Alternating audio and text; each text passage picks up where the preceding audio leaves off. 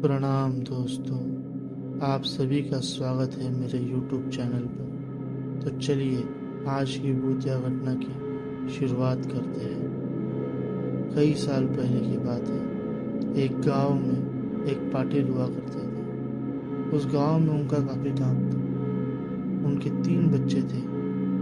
उन 3 बच्चों का नाम दीनू, राजू और सोनू था।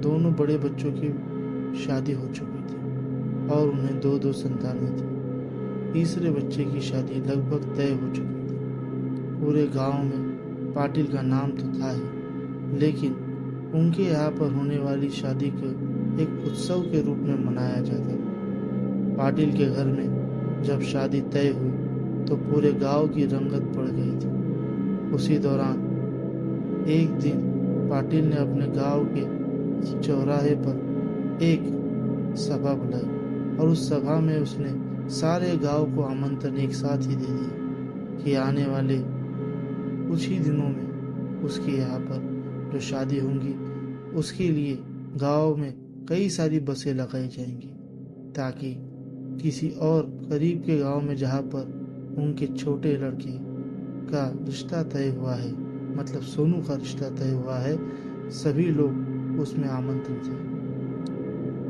धीरे धीरे करके वो दिन भी आया जब सोनू के विवाह की सारी तैयारियां हो गई और सारे बाराती बसों में बैठ करके जाने के लिए तैयार हो गए। जैसे ही सारी रस्में उन्होंने निभाना तय कर लिया तो गांव के अंदर उन्हें जो जो रस्में निभानी थी उसकी उन्होंने शुरुआत की। बसें तैयार थी, लेकिन एक दिन का उन्हें हॉल्टिंग दिया गया था।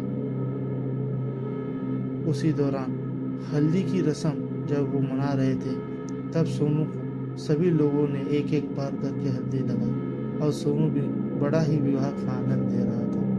लेकिन सोनू को पता नहीं था कि उसके साथ आगे क्या होने जा रहा है, कौन सी भूतिया घटना घटने जा रही है। सोनू जब स्नान करने के लिए आगे बढ़ा तो अचानक से उसे पीछे से आवाज आई और जैसे ही उसने पीछे मुड़कर देखा पूरी शांतता पसर गई। सारे गांव में अफरा तफरी फैल गई क्योंकि सोनू लापता था। सोनू कैसे लापता हो गया, सभी लोगों को इस बात ने असमंजस में डाल दिया।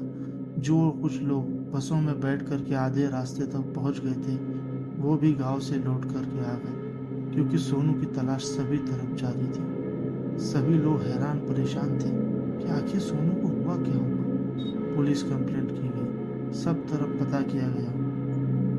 अंततोगत्वा थक हार कर गांव के पाटिल ने दूसरे गांव में जाकर भी उसकी तलाश की कि कहीं सोनू को जल्दबाजी में वो यहाँ पर तो नहीं पहुंच गया। लेकिन वहां पर भी उसका कोई अता पता नहीं था। सारे लोग दुखी होकर वापस लौट आए और जब लौट आए तो अगले ही दिन गांव के एक सवंगड़ी सोनू की लाश गांव के टीले के पीपल के पेड़ पर लटकी हुई मिली।